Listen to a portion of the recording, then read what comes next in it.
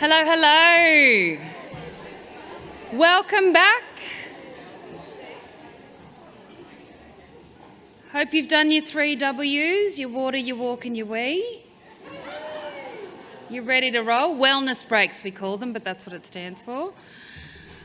I have a couple of quick things to say before we head into the next fantastic session. If you have not already, please go to the reception desk and get a little yellow sticker to go on your name tag. This is the sticker that will allow you into the gala dinner tonight. So this is how you're going to remember it. No dot, no dinner. So go get your dot and you can get your dinner. Along those lines, too much laughter over there, too much dots. If you are not able to come tonight, but you had registered to come, or you know of anybody else that registered to come to the dinner that isn't able to, please let one of us white t-shirted people know. We do have a wait list for dinner, as you can imagine. Everybody wants to hang out with us tonight. So if you're not able to attend for whatever reason, please let us know so that we can offer up that space to someone else. All good? Awesome. I now have the fantastic pleasure, and I feel like I've said that a lot over the last few days, but every bit of this thing is a privilege, to introduce to you our next keynote speaker. Most of you will know who she is, so she doesn't need an introduction, but she damn well should get one because her contribution over the years has been mammoth to advancing the rights of us as First Nations women. So Dr. Jackie Huggins.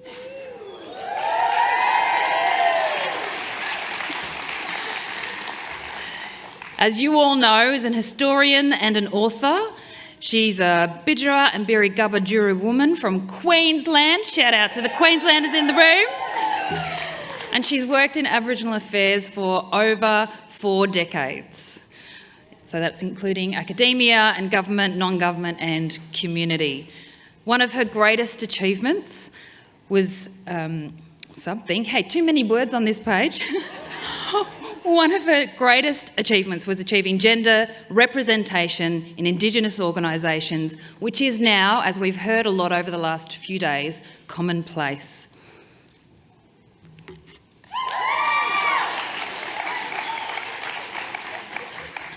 Thank you. Her expertise has been writing Aboriginal women's history and place since the 1980s, and she has authored Sister Girl, an exploration of women's issues in 2022, and many, many other books, which I know we have all read and we love, and we should go out and buy the new versions of as well. The enormity of that contribution is never lost on me, and I had the opportunity yesterday to sit and very quickly interview both her and Marcia Langton, and I took the chance just to thank them both. And I want you to do the same now as we introduce her to the stage, Dr. Jackie Huggins. Hello. Well, I'm a bit like Michelle Deschamps. Give me the mic and I'll go for it. No, thank you, ladies. Wow. Wow, what a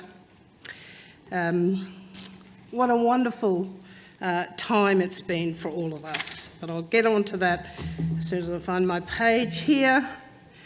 And of course, my first duty is to acknowledge the great and wonderful Dr. Matilda House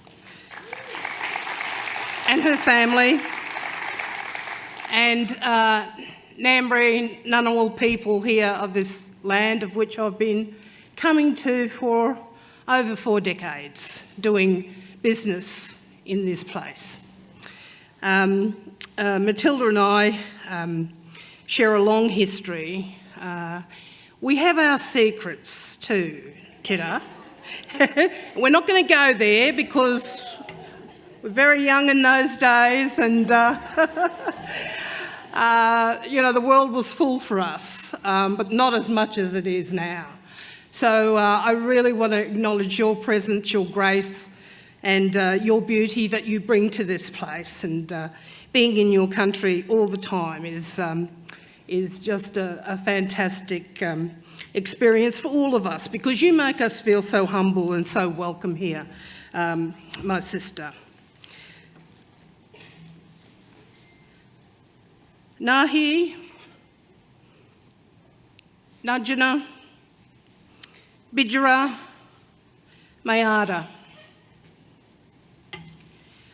I want to acknowledge my Bidjara and Biri women family also here today with me. I know that you are strong, beautiful women, and why not? You know, we come from great stock, all of us. And to all of you, most beautiful, beautiful women. As I said, how great it is to be here. When June asked me, I thought I've got to be in Mackay at the DV conference, which I thought was their 20th anniversary, but that's next year, thank God. So I said, yeah, no, next year. So I'll come for the full time and listen and pay homage to the most beautiful stories and the work that you do as Aboriginal and Torres Strait Islander women in your communities. I think the summit is historical, loving, all-powerful and encompassing, which is the way it should be in our lives. I want to thank you, my sister June, from the bottom of my heart, to Kimberly Hunter and the Australian Human Rights crew for turning this on for us. To our brilliant Michelle and Carla, I'm glad I taught you all you knew. Or not? Yeah? Now you're teaching me some of that stuff. And I'm so glad I trained you well, especially in the humour, because we've got to keep that up. And look, seriously though, I'm so proud of you. I'm so proud of you and love you very much. And I always hope to figure in your lives, and hopefully in all of your lives, in some way, shape or form. I've travelled this journey with June for many, many years now. When she was appointed our first ever Social Justice Commissioner and a woman, we all were elated. We knew of the incredible work she did with Emily Carter and others at Fitzroy Crossing in producing those alcohol restrictions. Her work to date in putting Aboriginal and Torres Strait Islander women on the map again has been phenomenal. We all know how hard she has worked. I was initially on her steering committee with Antoinette and Kia, and Indigenous women I have never come across speak about how wonderful the report is that Wiyi Yani U Thangani report that has been produced.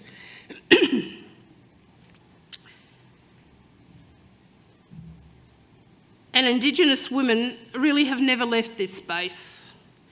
We've never left that. We are still here, thriving, surviving. And we're here now looking at the framework and the First Nation Women's Gender Institute.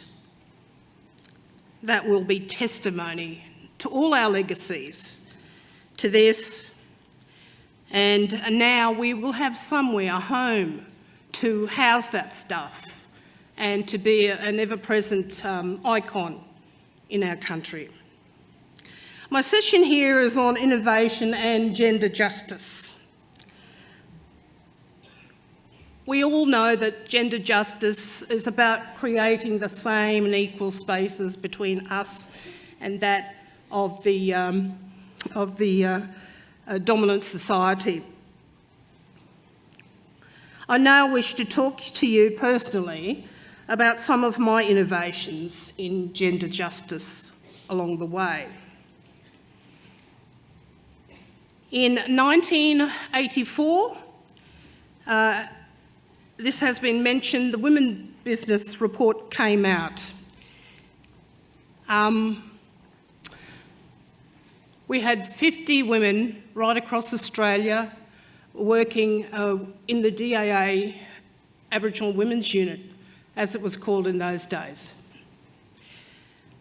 This was, we had Charles Perkins, who was our secretary at the time, and he really did believe in us. And I want to acknowledge, and please take a bow, Irene Davey from One Arm Point. There you are.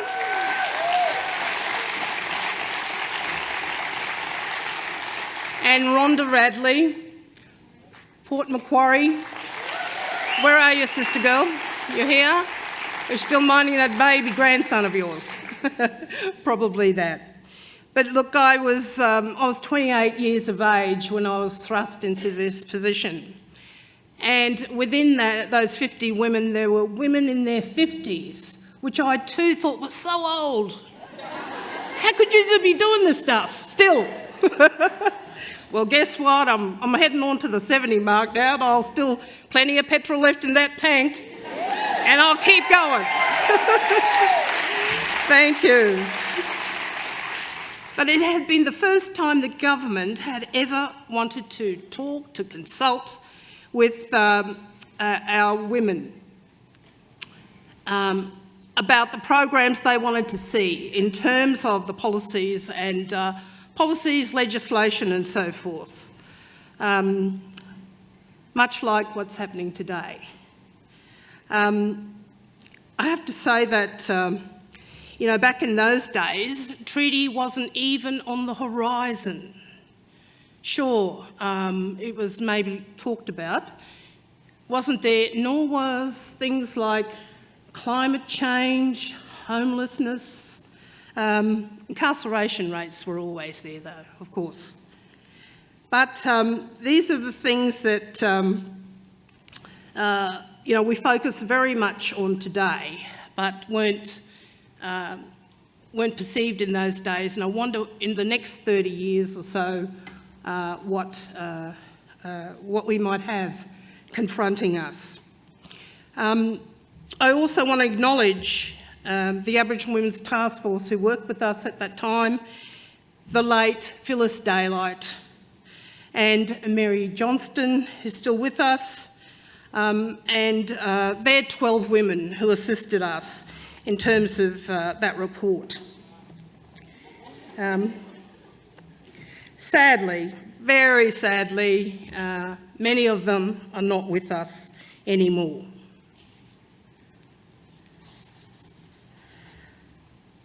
I wanted to wind forward now to the year 2002, and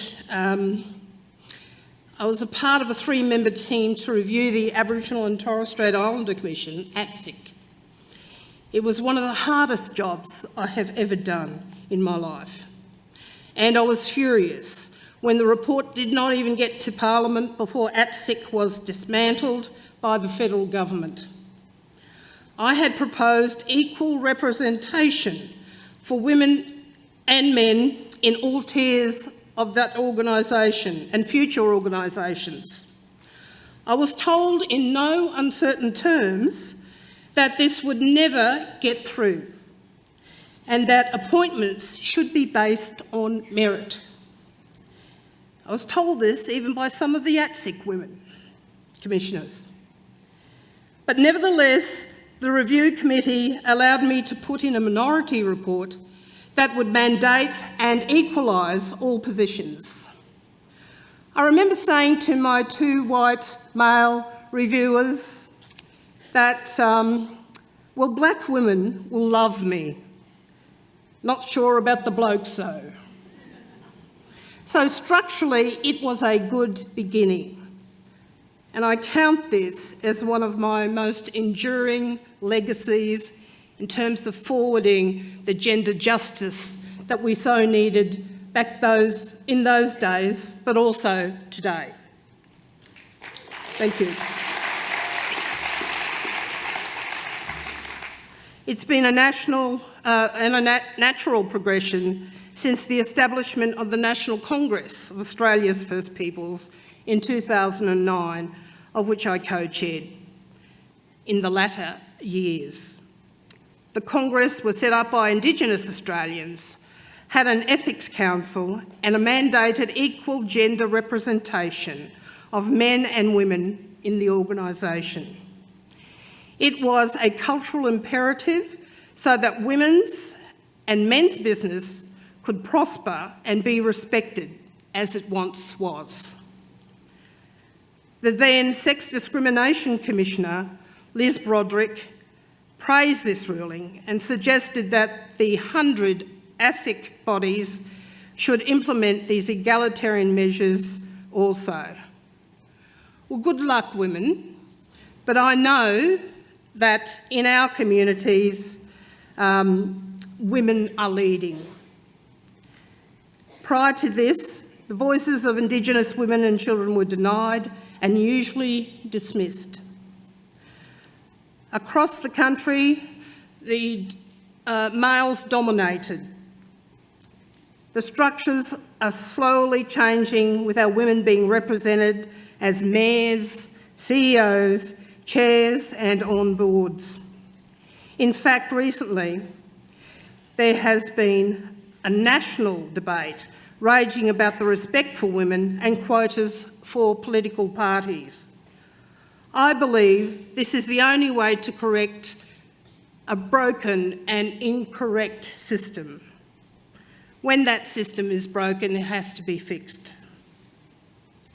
And we've seen all the Me Too movements and the movements that have globally taken over our world.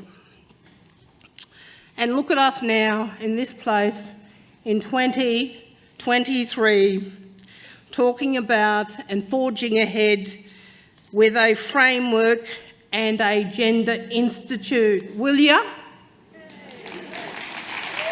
This is where we've got to, ladies. I'll have a water. I tend to go dry when I'm all excited. I'll get over it. Nah, knock off. Knock off. Okay, excited seeing you. Okay, let's get back to the serious business. Look, language has changed, and it's changed the world. I've got to read from you too. Oh, see, you put me off now. No. And then again, some things have not changed, of course. You know, today we learn more about what's happening, you know, in terms of environmental issues, the fracking stuff, the idea of, you know, what needs to change in the world. And I must say, and the issues have changed very much since we wrote that report in 1984. Some of you weren't even born then. But that's been maintained and brought to life by June and her team in terms of providing that blueprint for our women. Back then, of course, you know, some of the things we'd never even heard about or never wanted to discuss. In fact, they told us not to put domestic violence into our report. Remember that, Irene and Rhonda? But we did anyway. We did anyway. We put it in there. And today they won't let you leave it out. That's how far we have come.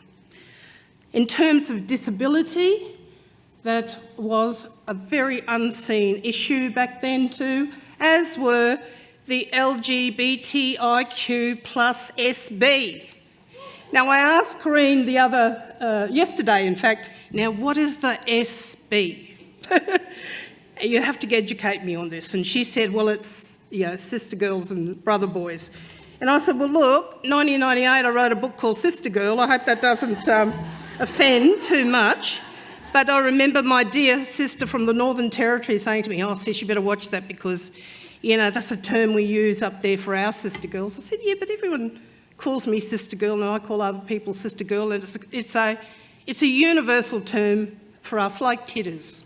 And I want to get on to titters a little bit later because titters is one of those words that we need to embrace, uphold, love and cherish. So, and what's changed also has been more collaboration, particularly in allyship, particularly with white women who get it, who understand our racism and the issues that we've been put through. And I want to give a shout out to the WOW organisation, of which Kathy Hunt and June is the patron with Quentin Bryce, work together in this whole global structure and festivals. If you ever get a chance, please go to the festivals. They're just good, inclusive. You have migrant ethnic women there, women of all colours, and it is truly fantastic. I also talk about that collaboration with white women, women in the room here, and I'm sorry if I'm going to miss you, but women like Cassie Goldie from the ACOS mob, who has supported us, especially in our struggles with poverty, and we know what that's like in our communities. Kate Jenkins. Kate was an ex-commissioner as well. And if you're not in the front row, I can't see you, sorry. Okay, good. But you're there and you always, got our backs. Thank you, sisters.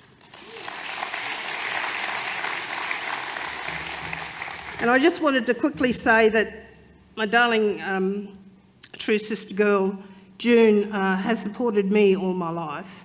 She knows a lot of my secrets too, by the way, but we're not going there. Hey! Lip seal there, look. Don't be going to ask her later, otherwise I'll find out about it. All right. And she was the first person I wanted to endorse the book to, and she states, a book we all need to read. It challenges, inspires and reminds us that change can happen when you have the courage to act. And that is so true. Writing has been an innovation and a liberation tool for me for a very long time. It's a great break from politics. Although political, you are saying something in your writing. And that has allowed me to express my thoughts and feelings and sequence the highs and lows of life. The arts are very powerful to engage our messaging. Look at the beautiful artwork here that the girls are doing, and the arts through music, song, dance, whatever, is quite that liberation of our feelings. And I can't believe it's 30 years ago that I wrote my mum's book, Auntie Rita. Her guidance and strength still remains in my heart.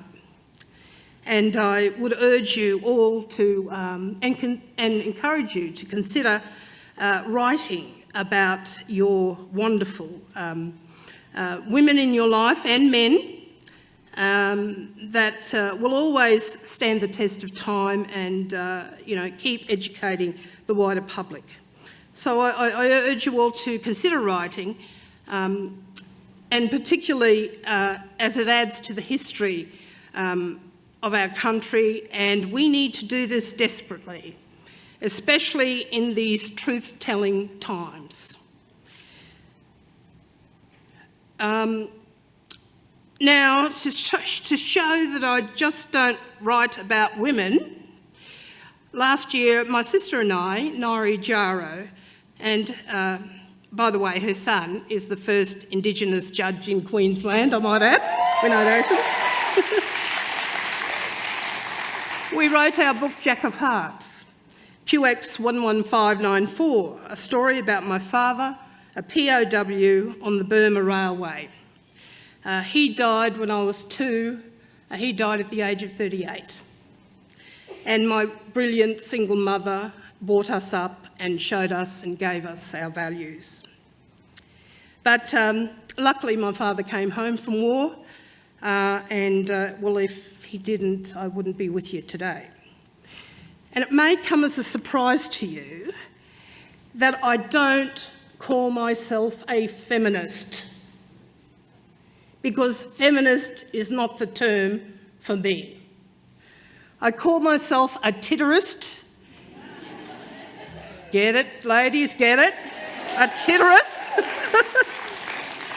These days, and I practice titterism. And as I wrote this, that sounded like a bit of Buddhism, but you know, hey. Look, take you 3 days away from home and look what you do to me. It's a term I love, and also to think about in ways of defining ourselves. How do we do that? Who are we? It's a universal term amongst us, titter. We know it and we love it. And I never ever dreamed my life would come to this.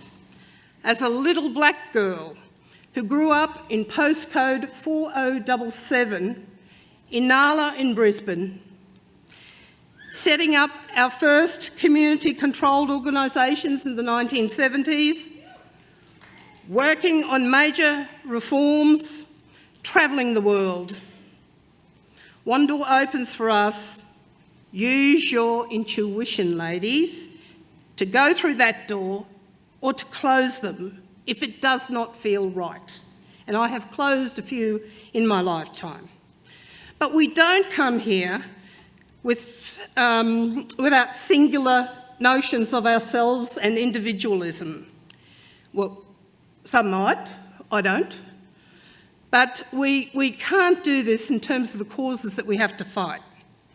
And there are usually 1 or 2 or an army of women behind you. Women who will stick with you through thick and thin. Women who have your back, like Antoinette Braybrook and Cheryl Axleby, when we lost my beloved National Congress when that was abolished. We turned around to see who was following us and who would support us. There were very few, unfortunately, but nevertheless, these 2 women and Damien from the First Nations Disability Network stood with us too. Thank you. Our women's networks are strong and loving. And who can forget, and she's here today again, my beautiful titter, Kerry Tim. Please take a bow. Kerry, as you know,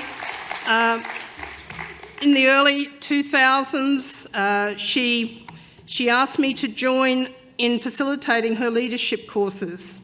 I was delighted to do so, and in that time have seen many women aspire to great heights, and some of you here are in the room. Ladies, if you take advantage of your women's leadership courses, it will transform your lives, believe me. And I soon discovered my leadership style is one of inclusiveness. It's one in which you are all the catalyst, but not the be-all and end-all of it all.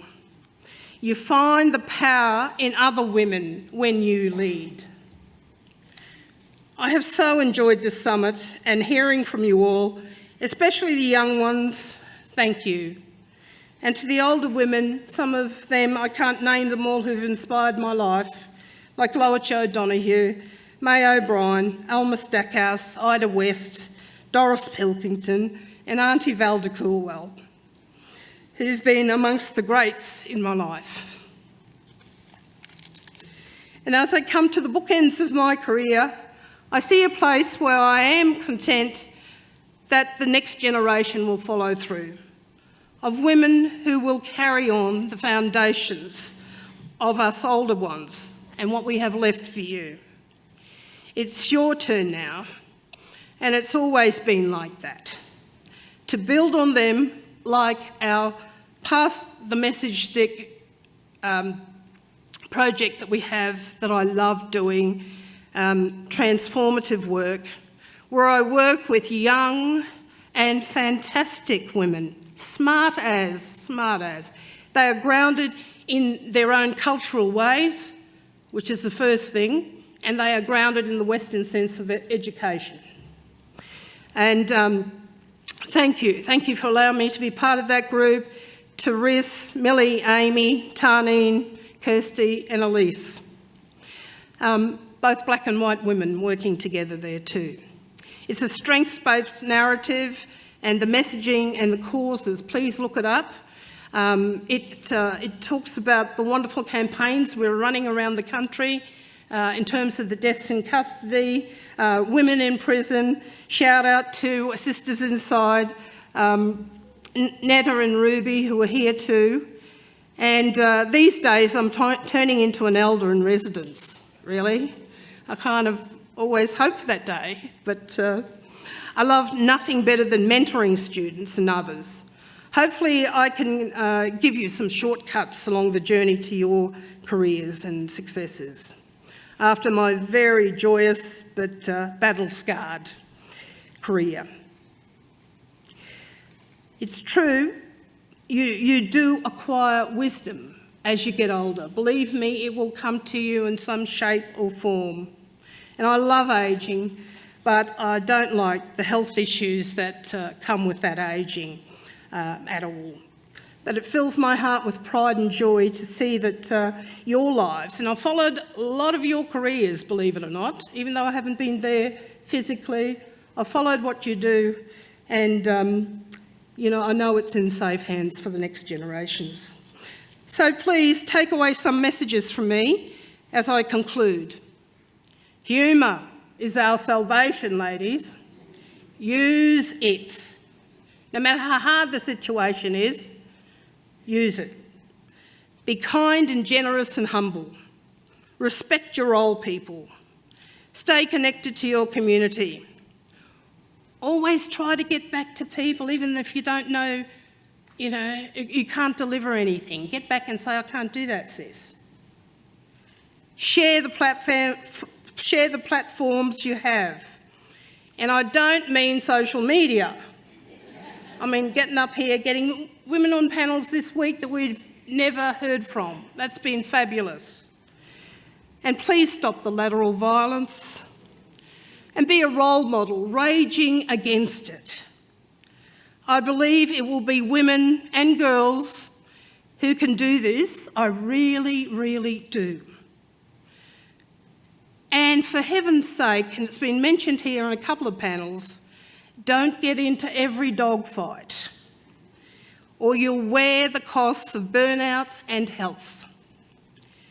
Pick your fights, ladies, and be reassured there will be plenty of those fights in the future waiting for you.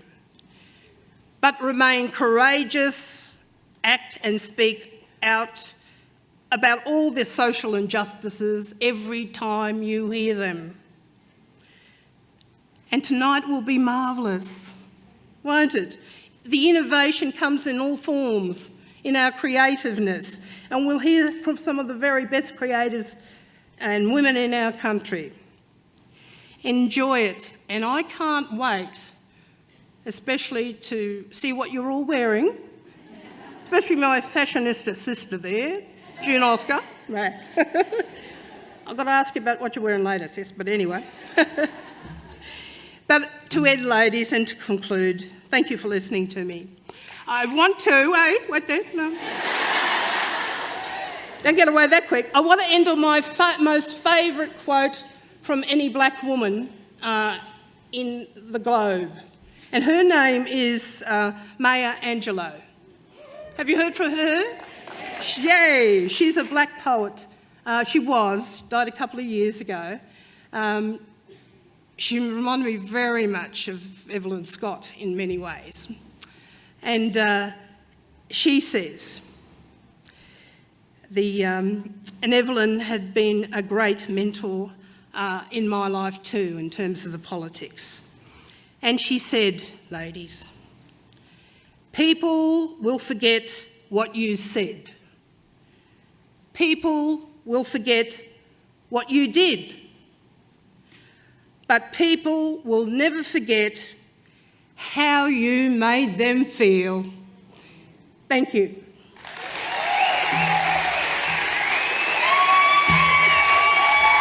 Thank you. Love you.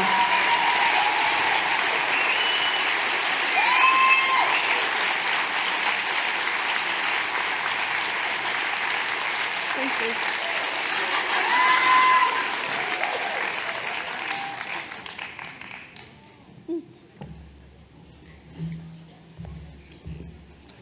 Let me sit down now. Will I step it? Yeah.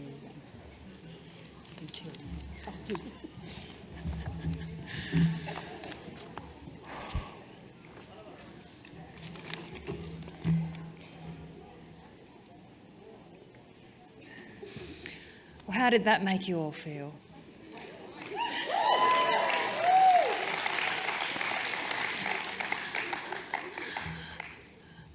Jackie said at the beginning that she hoped she'll figure in all of our lives. And when you look at the body of work that she has delivered and created over her lifetime, and you have the opportunity to hear her speak, that impact that she has on us all, how could she not? Thank you so much.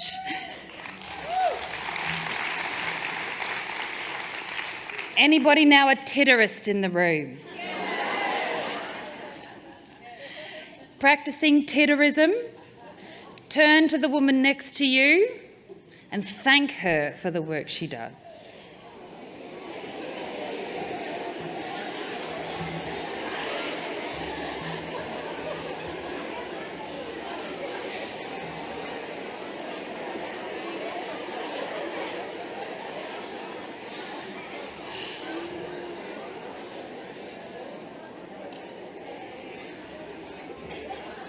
Wonderful. Thank you, everybody.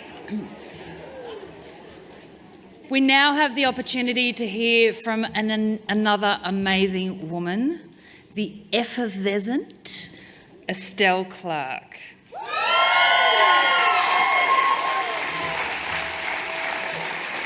Estelle is a Yorta Yorta Wemba Wemba trans woman or sister girl. She was born on Noongar Whadjuk, but has resided on Gadigal country since 2015. Shout out to all those mob there. And in 2014, she was the West Australian Young Person of the Year, as well as a National Young People's Human Rights Medal finalist.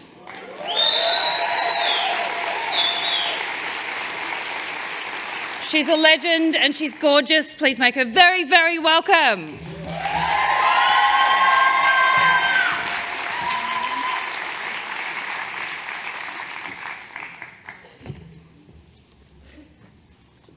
Hi everyone.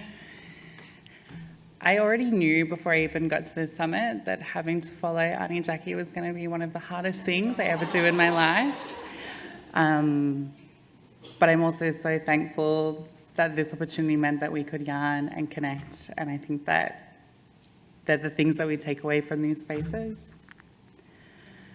I'd like to start by acknowledging the lands we're meeting on today, the lands of the Ngunnawal and Ngambri peoples, where we have carried out these really important sharings of knowledge, wisdom, and Black excellence, and also titterism.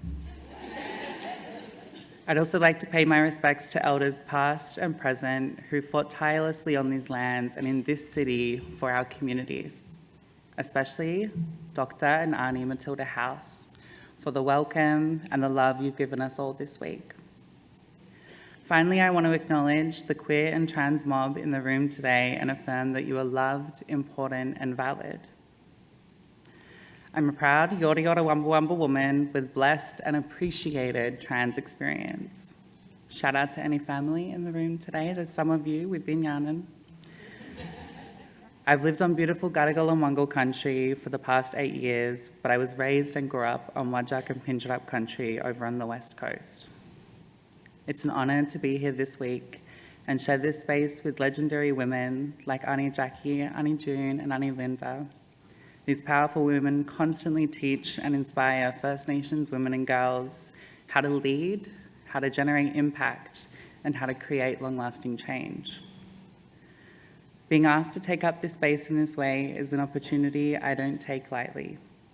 There are many people doing huge and beautiful work, and hopefully throughout these days, you've made connections and friends, met family, and have taken a moment to acknowledge the work that you do individually and together for your communities. The summit has had so much work go into its creation, countless hours of women doing the work to honour the experiences and needs of our First Nations women and girls. It's such a privilege to be here and talk about what change looks like for queer, trans and diverse mob and the atmospheres we exist in. Today, I want to talk to you about how we turn up for trans mob, how this work involves all of us, more than just trans people, and some practical ways to improve and increase the ways our services can honour us in the work that they do. And lastly, thinking about the future and how this work heals us all. To some, this might seem out of place, and to some, this might seem unnecessary. But the first point I want to make, and I feel is worth reminding people, is that everyone has the opportunity to be blessed with queer and trans mob in their lives. This could be your children, your siblings, your family, or your friends. I underpin this work and this healing with the fact that every trans Black person was once a child, and all of us have parental and grandparental figures. When understanding the context of our intersectionality and structures, we are reminded that to heal the injustices we face as a community of First Nations people, we need to heal our relationships with ourselves, our communities, and our cultures. That's how this work requires all of you. That's how this work includes all of you. My second point today is on the importance of coming from a place of Black love and acceptance, and what it's looked like for me and the first times it showed up in my life. I've been advocating in this space for a decade now. I'm only 26, started young. And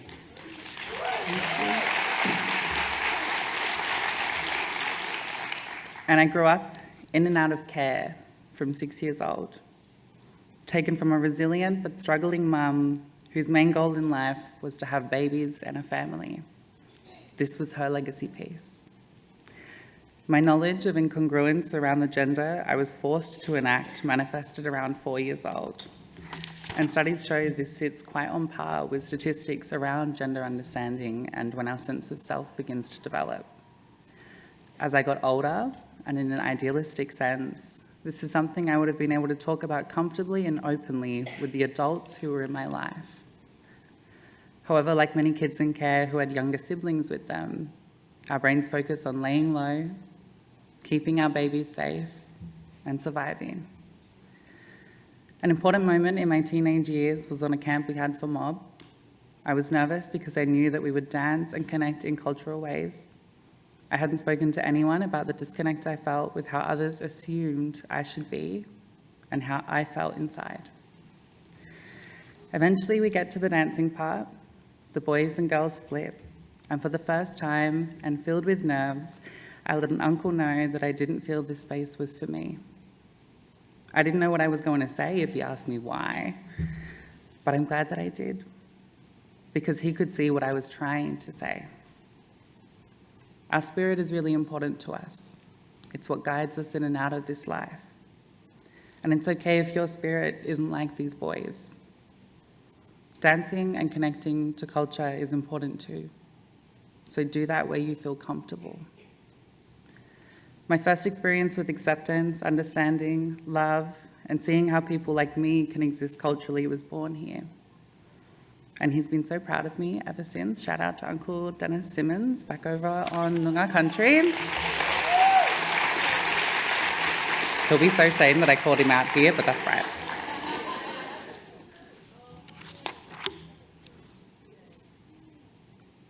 How I full lose my spot after those claps.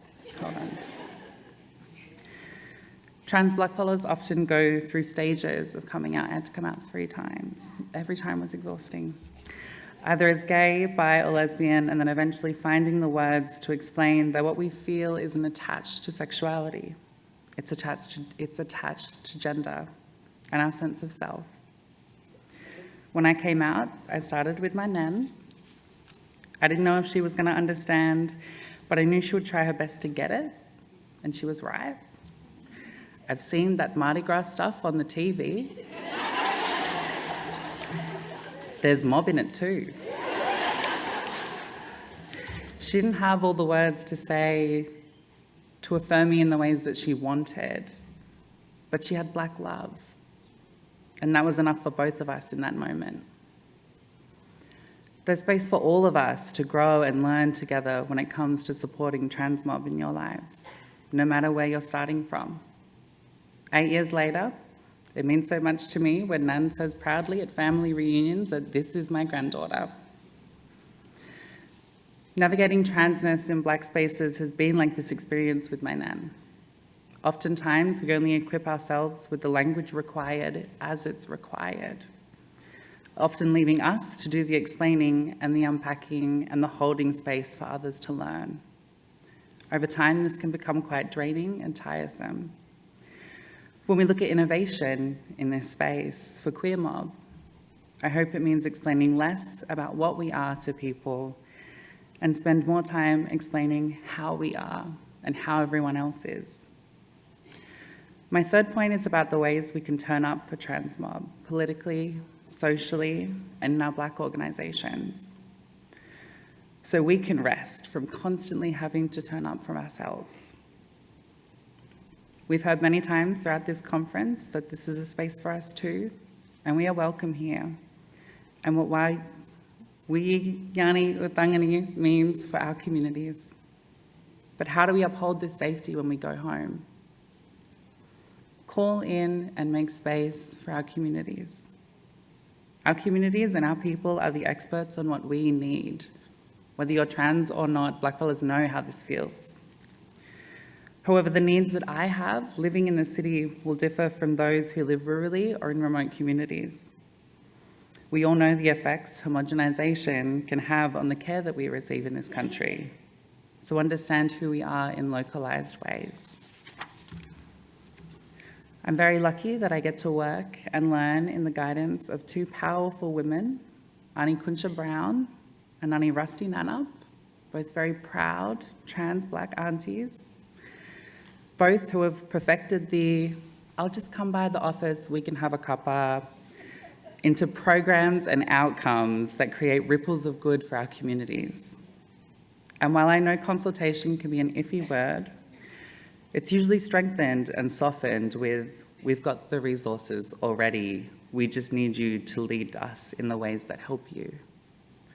But also tying back to innovation, don't consult with us the ways that white fellas consult with mob. Trans knowledge and experience is a blessing and a benefit to our organisations. Approach this with intentionality and openness. Stand strong and stand up with us through violence and discrimination. When trans people are under attack, this inherently means that people in our communities are under attack. For me, organisations standing up and standing strong should just be doing the work. This is the bare minimum that we should expect from our organisations. A rainbow flag on a website or an LGBTQ+ sister girl and brother dot point is not enough to ensure your policies, people and programs are safe and honour us. Australia has been ripping into our community for far too long with our black olds staying silent. This can't keep continuing as we already hold so much grief for the ones that we lost and feel were forgotten. The compounding fear that we carry to navigate white and black spaces, trans and cisgender spaces, queer and straight spaces, transphobia, racism, sexism, transmisogyny, queerphobia is unfair and is a result of colonial violence and oppression on our communities, on our family, Our organisations should be a break from that. Individual allyship is where behind-the-scenes accountability happens. The battle's fought for us because it wasn't necessary for us to be in the room. I think Ginny Jane Smith does this so perfectly for our community and is always wanting to know how to do more and how to be better. Allyship is not passive. It is a constant dedication to being someone who turns up, speaks out, and makes room for those the colony wants to isolate and disadvantage. You don't need to know everything, but take it upon yourself to be the person we deserve to have on our side. My last main point, I think, is probably my favourite and really important one. Dedicate time and resources to embrace and foster multifaceted connections with us.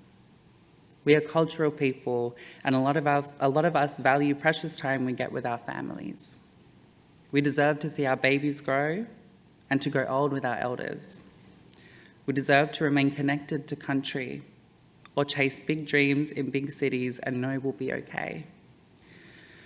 We deserve full-bellied laughs and then making sure our bellies are full together. In my experience, and a hot tip, having several close relationships with us means plenty of opportunities to have your kids babysat, to have your makeup done, and people ready to back you when you need unwavering support. Yeah, are you ready for that? This work is healing, not just for us, but for all of our communities. Removing the barriers that we experience removes barriers that impact all of us. While there is a massive national shortage on data around our needs and experiences as a community, there are important pieces of work created by collectives and individuals who have been here long before me. In this, I'd also like to acknowledge Dr. Corinne Sullivan for talking about the work that BlaQ does. I also work there, and I'm always keen for a catch-up. Organisations like BlaQ, Black Rainbow, Koori Pride Victoria, Indigiles, Two Spirit, First Nations Rainbow Mob WA give our peoples hope. Fund them to continue caring for our mob and establish connections to bridge the gap our communities face. Indigenous concepts of gender diversity existed way before Western and white folk dominated the conversation and intentionally tried to erase our histories from us. Rich histories of connectedness, importance, and value. We stand so strong in knowing that we belong to the oldest continuous culture on this planet, and to have done that through colonialism requires innovation, adaptability, resilience, and powerful Black love. I'm also hopeful and will be persistent that this work is embedded into the fabric of the proposed First Nations Gender Justice Institute. I stress this because the space we take up is not new and not a result of colonial influence. Our future trans mob deserve to know their histories and be able to continue the necessary and valuable work that this is.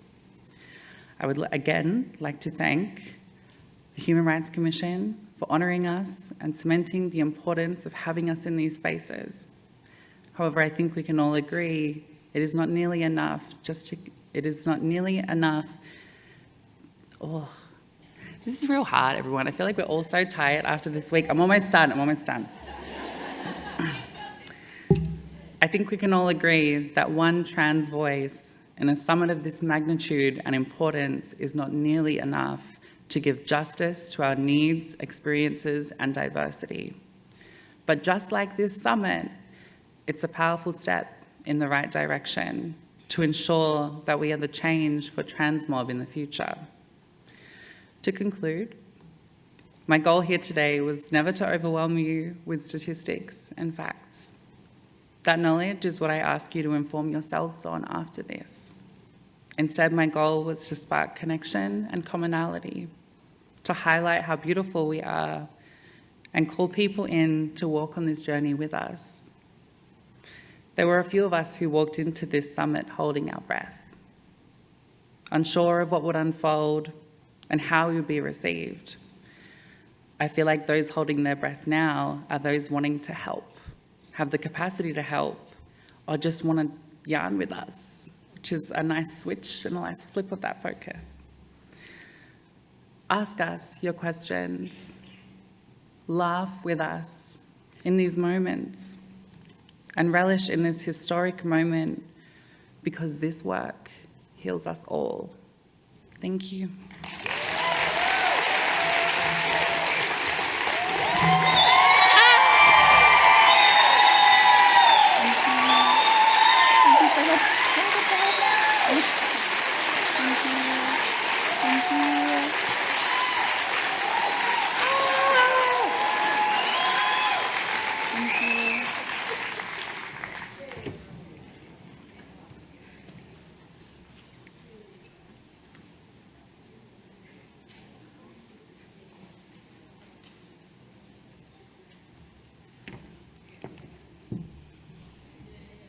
Well, I ask you again, how did that make you feel?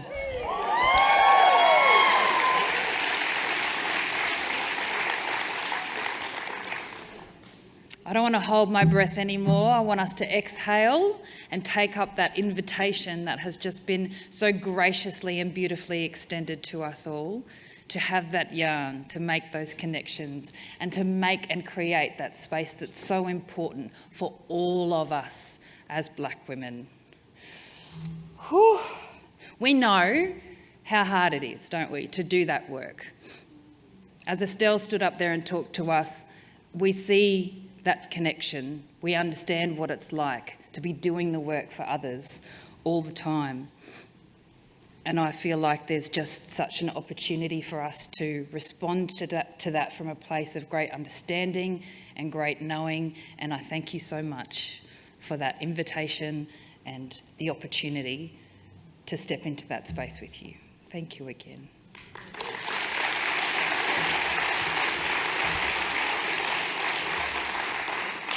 With Black love firmly in mind, I now want you to turn not to the woman you spoke to before, but the woman on the other side of you. And along those lines of, it's not about what we are, but how we are, ask that person how they are.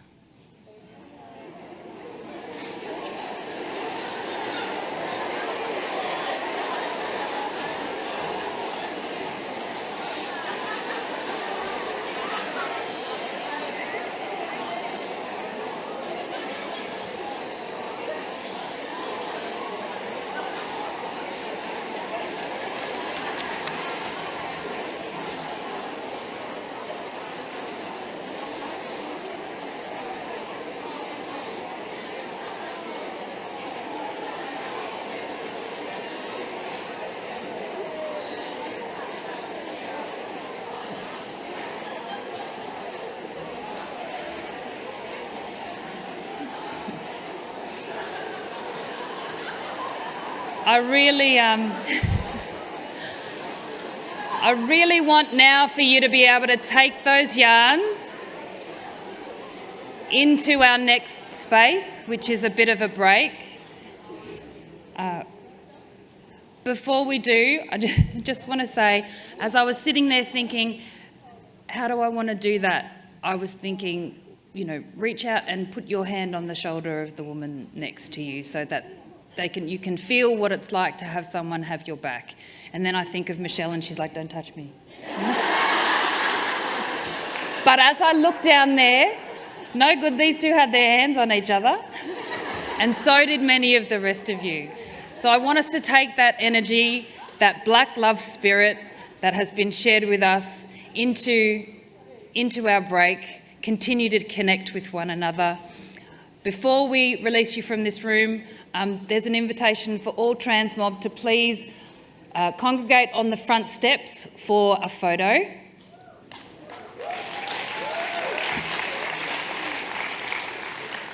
And have a great lunch.